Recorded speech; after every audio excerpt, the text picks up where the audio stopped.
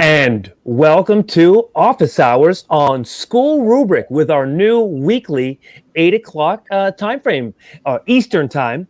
And we are really excited to get going with our conversation today. We have a new guest with us today and a fresh new topic. So let me introduce sort of the old crew, and then let us get to the new fresh faces that are going to liven it up. So, of course, there is myself, Chey the Hurricane Cheney, and I am 13% of the Staff Room Podcast, and my partner over there. Pat, why don't you tell us about who you are as we get ourselves rolling for today? So as Chey mentioned, I am, 87% of the Staff Room Podcast.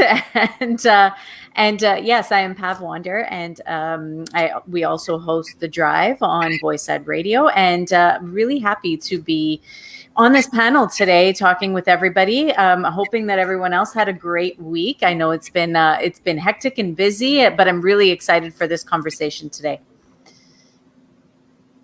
And Charles, oh no, I got to get myself oriented. Here we go. Charles, and how about you? Hey guys, happy to be here. Just excited as always to be on the show with you guys. So my name is Charles Williams, host of the Counter Narrative Podcast, founder of CW Consulting, and a principal at Plato Learning Academy, which will come in handy for our conversation tonight. So just really looking forward to this conversation. But most importantly, well, maybe not most importantly, but a huge announcement that Mike and I have to make at the end of the show. And that is a great segue into Mike McWilliams, who's joining us tonight because we have this great topic on 21st century leadership. And we love the dynamic of having a couple of great administrators along with one great teacher and myself to talk about education. And we're really excited to hear about this big news you guys have going on. But Mike, why don't you give us a little bit of information, talk about who you are, what you do, and what you're looking to bring to the conversation tonight.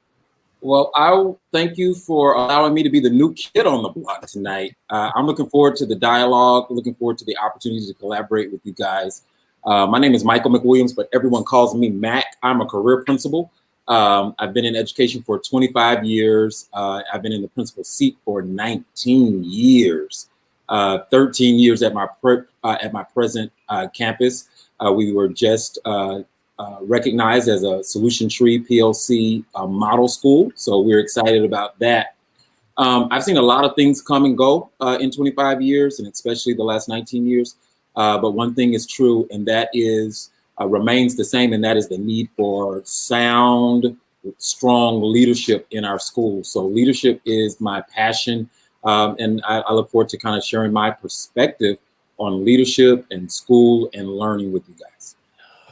That's quite the resume. I thought we had some rules on this show that no one was allowed to be in education longer than I have, because that's the only leverage card I have on people.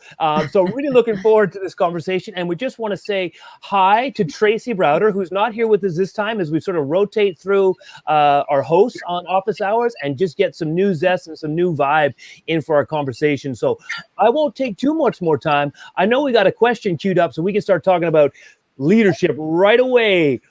All right, Wallace, dial up that first question for us. Hey everyone, Santiago Meza here from Roseman, California, elementary principal. I've read a lot about 21st century skills when it comes to learners in terms of the 4 C's: communication, collaboration, critical thinking, and creativity. What are the qualities you think are most important for school leaders as the role of schools and leaders continues to evolve? Meza, thank you for that question. And I'm going to let Charles answer this first. So, Mike, make sure you got notes to fill in all the gaps. And Charles, no pressure, but always pressure when someone says no pressure. So let us know your take on that great question from Meza. Absolutely. So before I jump in, I want to say hi. I saw Tony pop in, and Tony, I've missed you guy. Hope all is well. Really happy to see you. But you know what? I want to add 2 C's, if I might. First one is curiosity, right? I think as leaders, we can never become complacent, which is the bad C. We have to stay curious. We got to make sure that we are still driving forward and figuring out how we can be lifelong learners. And the other one, and it's my word, one of those words, right? It is being courageous, right? We need to be able to say, hey, you know what? I'm going to step forward. And as we've talked about, amplify the voices of my staff, of my students, and really know when to step in and be able to say, hey, you know what, this isn't okay, right? To be able to step out and to protect our people. So it sometimes as leaders, we got to do that. So curiosity and be encouraged. Oh, I like you bringing that to courage, because it always reminds that sometimes it's almost easy to say be courageous and then put the onus on other people to sort of take that leap. But part of that leadership is making sure you have that culture where we're encouraging that courageous conversation. We're encouraging that disruption. And there's a foundation behind where people feel willing to take that risk, but also know there's a support network for them when they go through that. So that's a great point to get us started, Charles. So I think it's only fair we go from admin to teacher. So Pav, why don't you give us a little insights on that question from Mesa about leadership and those 4 C's? And Charles added 2 additional C's to that list. I love all the C's. I love everything that we're all bringing to the table. Before we do, I want to welcome everybody and thank everybody who's coming in to watch. I noticed Carla jump into the conversation, and I missed who we saw just before that. I looked up at the screen too late, but thank you everybody for joining us today on this conversation tonight. And please drop in some comments, drop in some questions if you have any as we go along this fantastic conversation tonight. Charles, as you were speaking, I'm seeing all of the branches extending from those 4 C's, and I'm seeing the evolution of leadership. I'm seeing people looking to create something new and to evolve. I want to think about, in terms of qualities for good leadership, I want to bring it back to the center and really have it as a boots on the ground sort of mentality. And when it comes to leadership, I don't want our leaders to forget where everything stems from. And it's the students, it's the classrooms, it's bringing it right back into the spaces of learning and the classrooms. And when it comes to what our teachers are doing, I love to see when administrators pop into the spaces and spend time in the spaces. And so really see what's happening with the learning and even teaching a little bit, spending some time with the students, talking to them about what they're learning, maybe popping into the teacher to say, hey, do you need a little bit of a break? I got this for a little while. I love to see, coming back into the spaces. And so as much as I love those C's and I love branching out to more courageous conversations, as Charles mentioned, and the curiosity to see where things can evolve to, I really love to bring it back into the space and just go grassroots teaching and having the admin right in there with everybody. Oh, Pav, you bring up some great points. I would add on that whenever an administrator or leader shows up, bring coffee, 2 cream, 1 sugar. That always is very beneficial. But I like the fact that you gave that suggestion of dive in and take some of the teaching onus. That doesn't mean you have to give me the keys to be the principal for the afternoon. But it reminds me of a school I went to before. And to build teacher morale, the principal would do like a spinning rotation wheel. And the winning teacher, the principal would come in and teach 30 minutes on the Friday afternoon and let the teacher leave a little early. And then, of course, they made sure that there was never any repeat winners. And although it was just a small little thing, like to just think about your teachers, to put them first for that moment, it was just like, wow. And I'd heard that story over and over again. I keep asking my administrators if I could leave early on Friday, but they never say yes. But I thought that nugget was great.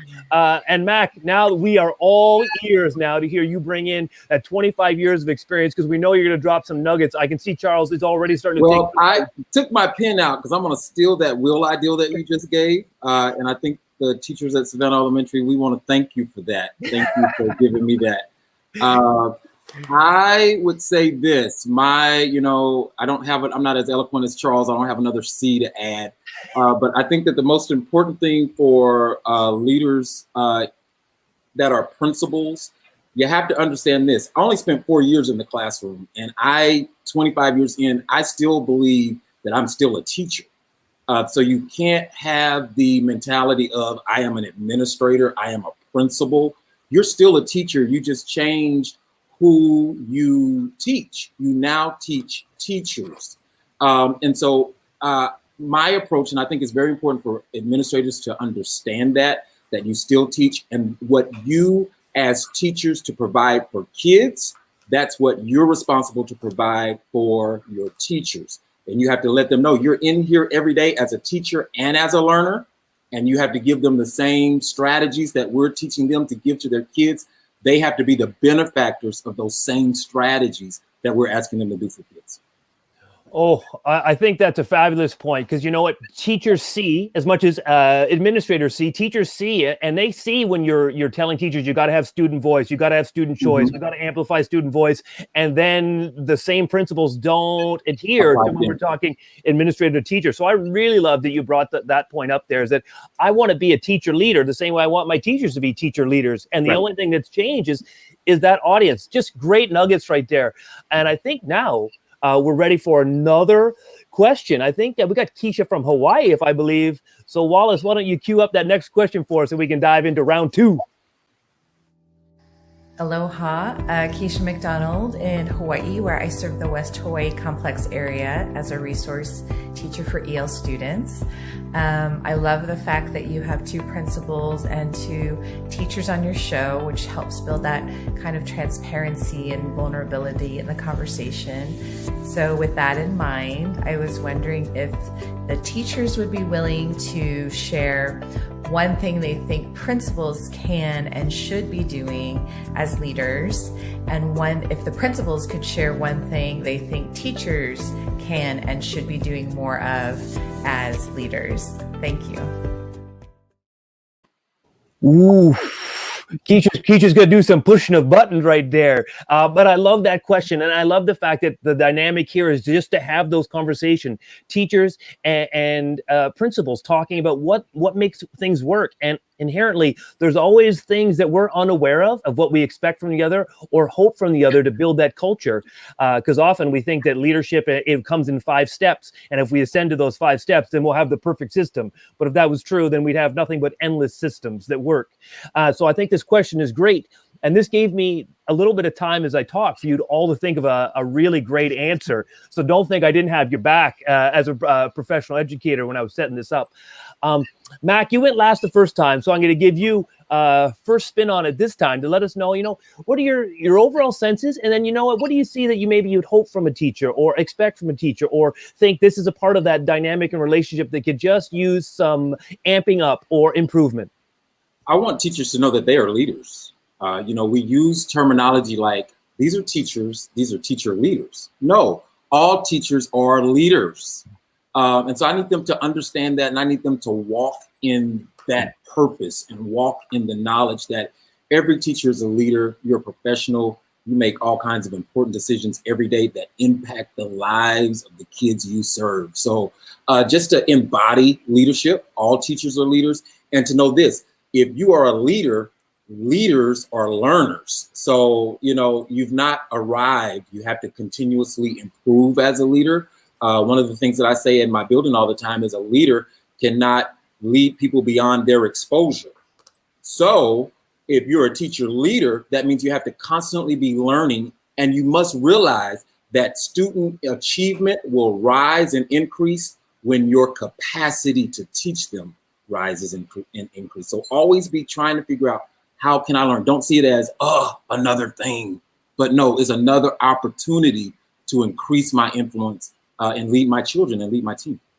Mac, I love that. As you were talking about that, I was thinking about making sure you don't sort of put on yourself that you thought you've ascended to the top of the mountaintop, and thus you think you have no more room for growth. And when you make that connection, that teachers are leaders, being a leader is the civic duty, the moral responsibility to always building your capacity rather than being static and saying, well, I'm waiting for the leader to tell me what to do. I'm waiting for the leader to give me the resource.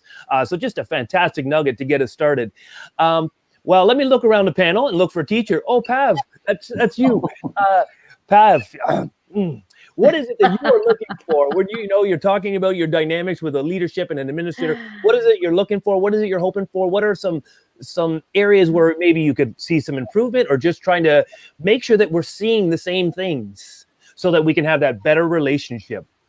Yeah, and I gotta say, Mac, I loved your answers there. I love what you said about teachers being leaders, because, I'm thinking that as long as I've been a teacher, I've always seen myself in sort of that leadership role. Like, I am leading every single day. But what what I'm thinking about, and it leads really well into what I wanted to add, is teachers need to have that trust, and they need to have that opportunity. And so for teachers to see themselves as leaders, which they all are, but they often don't see themselves as that, is because they feel like maybe they don't have the trust that they so desperately need from their administrators, or perhaps they're not being provided the opportunities, as you said, the exposure, right? Like, we need to have more exposure for those teachers.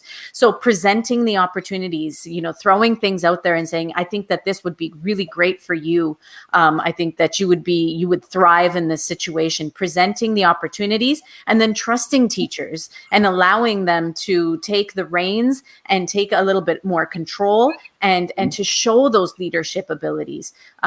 This morning I was working out and I'm playing the Teacher Fit workout in the morning. Yes, it was fantastic. Right at the end of that, it showed like a whole bunch of boxes of other videos related to this topic of wellness that I could go in and watch. And there's one that stood out to me, and I immediately opened it and started watching it, was Simon Sinek talking about empathy. And I had this instinct that I just wanted to click on that and just watch a little bit of what he had to say about empathy. And he started this video talking about all leaders need to have two things: empathy and perspective. And I think that those are two such essential qualities for all leaders. And I'm not talking about just administrators. I'm talking about teachers as well. Being able to see a little bit and understand a little bit about what the other side is experiencing and appreciate those perspectives a little bit more. And I think that works both ways. I think it's important for it to work both ways, but I'd love to see a little bit more of that empathy, the trust, and providing tons and tons of really great opportunities for our teachers to lead and thrive. Oh, Pav, I'm so glad you delivered this great response, because then I won't need to give one later. I love the fact that you talked about trust, because I think, and I don't want to project on a principal and administrator, but I realize they're under all kinds of pressures and microscopes beyond that I'm used to. And sometimes when they give out leadership opportunities, like they're almost hopeful that whatever they give out is going to work right away, because there's someone hovering over around them that doesn't want to see you give out a leadership opportunity or a opportunity of trust and it not go well. But I think we all know that when you invest, when you come up with a great activity or a great initiative, the reason you know it's great is because you've had a few that haven't been great, that have sort of worked out, or you've used them to get better. Yeah. And I feel as a teacher that as much as I want that total trust, I try to have that empathy that my administrators have a lot of people watching them, and they want to give out that trust, but they know they're the ones that, we feel like they're riding for free in their school, but they're not. Principals and administrators have a lot of people on top of them watching things, and they have a lot of pressure to give out that trust, because ultimately if it doesn't go right, they're going to take the brunt of it, and they've got to be able to defend their staff. And so I love the fact that you brought that up, and I love that. I believe in that, but sometimes I also try to, have that empathy to realize our administrators are under an amazing amount of pressure to deliver, because the people around them, it's like a sports team. Well, I want the World Series won right now. I don't want to wait 5 years. I want results immediately. Two things. One, sports reference, and two, I was going to say, yeah, absolutely. That's why I said it's reciprocity, right? It works both ways. Teachers need to understand have that empathy for the administration.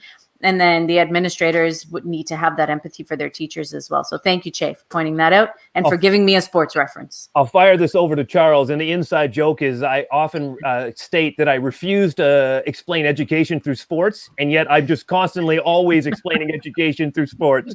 Charles, for you to wrap up, although I think we might have a little bit of time for coming back, everyone, for one last little nugget. But when you see this dynamic, when you see this relationship, and you hear everything that Pav and Mac have shared, what's jumping in your mind? What are you thinking? What anecdotes can you bring to the table? Absolutely. So does that mean I'm up to bat? Clever. Good one.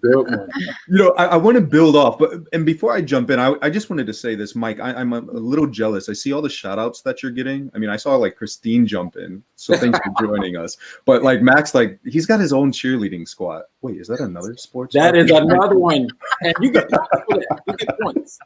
So look, the one thing I would love to tell teachers is that don't be afraid of leadership. Like Mac already said, you're already leaders, right? But here's the thing, and here's the secret. Leading isn't about knowing all the answers, right? Half the time, I don't know the answer, and that is okay. Being a good leader means that you know how to ask the right questions to figure out how to get to those places, right? So if we reframe leading from really knowing already to trying to figure out how do we know how to learn, how do we figure out how to get there, that is the key, right? All of you as teachers, you're really good at something, right? And so figuring out to say I'm going to step into that. I'm going to step into what I know, be confident in that, and just figure it out, right? Like to go out there and say, hey, you know what? I'm going to be amazing at what I'm doing, because sometimes you're not going to have all the answers, but collectively, like in this space right here, right, we could come together and figure that out. One of the very first things I tell people is if you're the smartest person in the room, you're in the wrong room, right? And that is okay. I lean on my teachers all the time, and we figure it out, right? We're going to get there together. So that is what I would have to tell teachers. In order for you to be great leaders, just lean into that uncomfortableness, figure out how to get there, and then continue to be the amazing leaders that you are. And Pav, I hope for any of my staff watching that you can trust me, that I'm going to give you that space and the opportunity to do that, right? Well, I just, like you said, it's reciprocal. So yes, and Charles, and I expect donuts, definitely. And on top of that, yes, I do want to say, yeah, it's that trust it's got to be given both ways, and you said it perfectly. That reciprocity is definitely necessary. Oh, those are some great points. I mean, I don't know if there's much I can add on. I can add sort of like some trivial things, you know, as a teacher, what am I looking for? But then I also don't want to project on people. I'm not the gatekeeper. I'm not the key master of information or for teachers. As much as I have my experience, my truths, I try to honor and respect all the truths around me. And I think this is what makes it tough for administrators is you have to, it's like, reminds me of Phil Jackson, have to find the right buttons to know how to get all your athletes performing. You know, how do I get all my teachers their best? And not every teacher needs the same thing at the same time. Pav will know one of my major pet peeves is when an administrator reminds that I'm here for the children, because I'm like, this is so far, this is 35 years ago, maybe I needed that coaching. I don't need this now. And so as a teacher, I disconnect because I feel like, oh, you're patronizing me, or you don't realize who I am. I don't need this. And so like, that's a really anecdotal small one, but it's one of those things where I remind myself that that's just my place right now. What am I looking for? I'm looking for a great resource. You went into another school and you found a teacher with a great pedagogy, was doing this amazing choice board. I want that. Like I'm drinking that like 3 cups of coffee. I want that tangible resource. But it's erroneous of me to dare even assume that the teacher beside me needs the same thing. Maybe the teacher beside me is going through a tough time. They need that pick-me-up. They need that encouragement. So I think as I've learned sort of my own pet peeves, I've also become much more empathetic that what's good for me is not necessarily what's good for the person beside me. Again, Max, saying what you were saying at the beginning, I have, as much as you need to know every teacher, know what every teacher wants to be a leader for everyone, the same way I do for my students, I expect from my admin. There is a really challenging dynamic to know what all your teachers need. And it puts a lot of pressure when there's 1 or 2 or 3 principals, assistant principals in your building to try to curate information, to try to get to know what's going on, because the busiest place in the school is always the office space with everything that's going on. And when I say that, I just want to lead into one thing, that our leaders are more than our administrators and our teachers. This is your office staff, your custodians, your lunch supervisors, your recess supervisors. Everyone's got big responsibilities and big leadership, and any adult that's not even adults, anyone that's in your building, they're taking on a leadership role. I see a couple minutes left, but I know you guys got a couple of big announcements. Why don't I throw it back out there for maybe one more thought on this whole dynamic, this whole conversation, and then I'll leave the floor for the 2 administrators to just hit us with some just earth-shattering news that I'm excited to hear about. You know, so Chey, I wanted to share this, and this is for admin.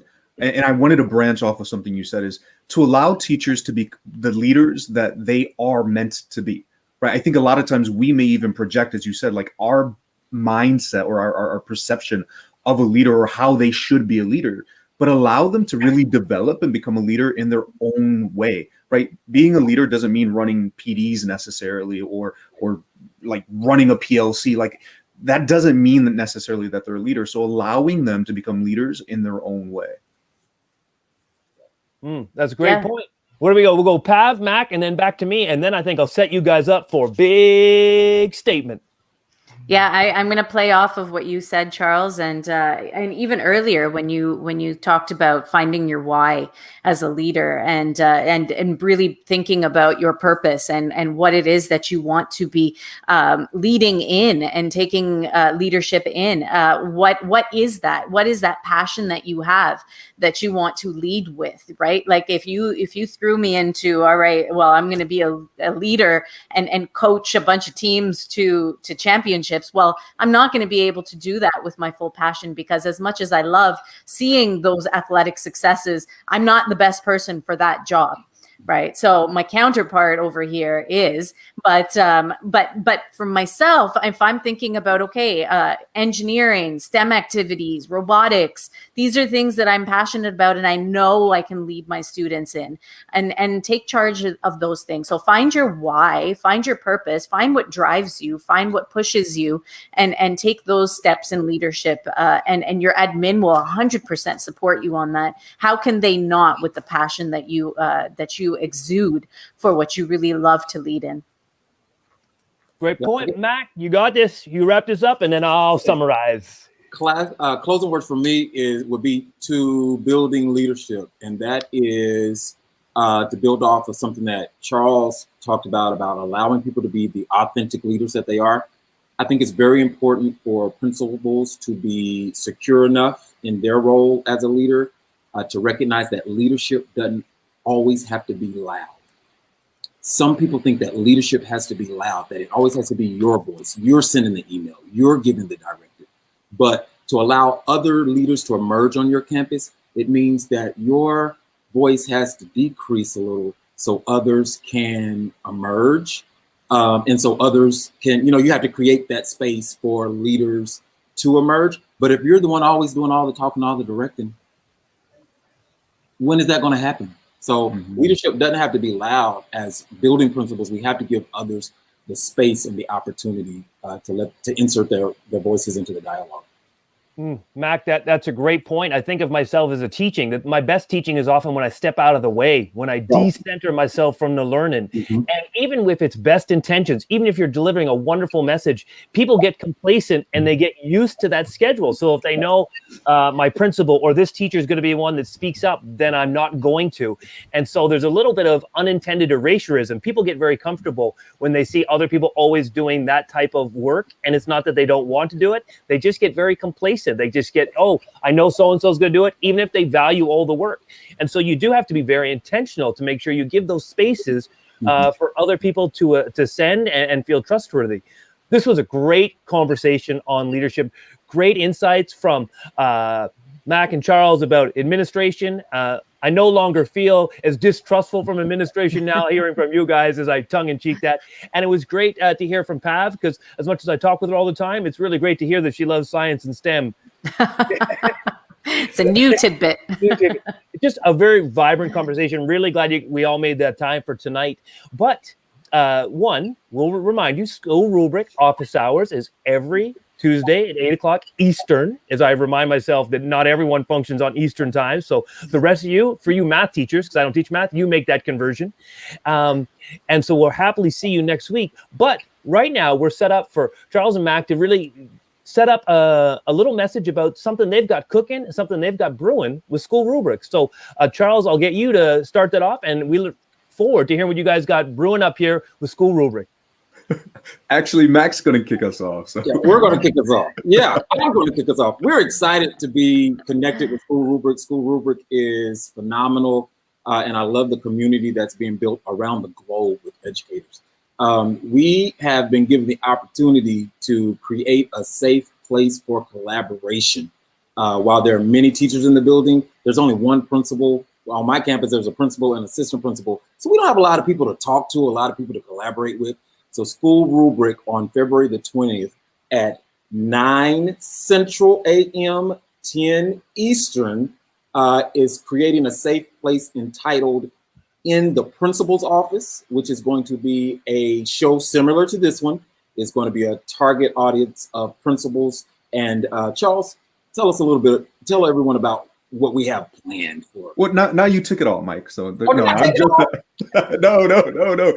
So yeah, it's exactly that. We just want to make sure that we are creating space for principals to come together. We loved this idea and the opportunity to be able to create that same space for principals, not only to come together to share ideas, but Chey, almost like you said, for teachers to be able to see what's really kind of going on behind the scenes, right? A lot of times you don't have all this access, which you should. So Right. leaders out there, they should, but really to be able to come together and just really discuss and have an opportunity to have those conversations. So the first one, we're going to look at how do we bounce forward, right? Because I know that it's only February, but believe it or not, as leaders, we're already planning next year, right? We're already in budget meetings. We're already trying to figure out what is next year going to look like. So how do we take what we've learned this year in this crazy year and apply that to next year?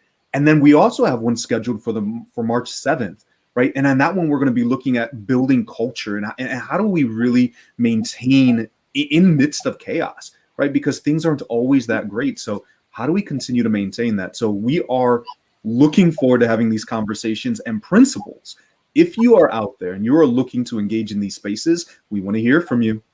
Mike? Excellent. We want to invite all administrators and teachers, anyone that's interested in leadership, to join us on the 20th. And we look forward to, again, just collaborating with others around the world with similar interests.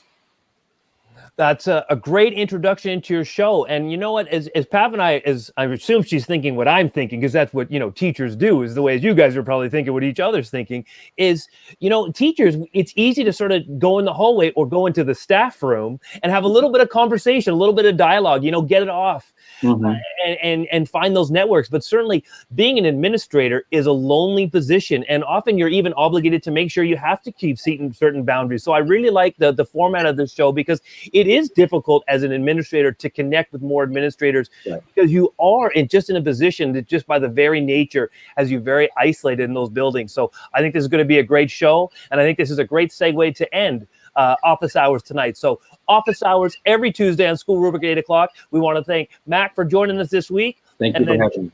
You're welcome. And then Charles and Pav, our usual guests, and of course myself, and with Tracy. Everyone, thank you so much for joining us. Office Hours on School Rubric.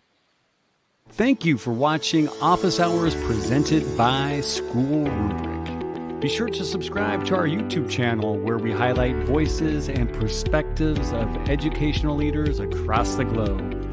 To stay in the know with our latest upcoming panels, interviews, tutorials, and more, make sure that you follow us on social media or visit us at SchoolRubric.com. Thank you.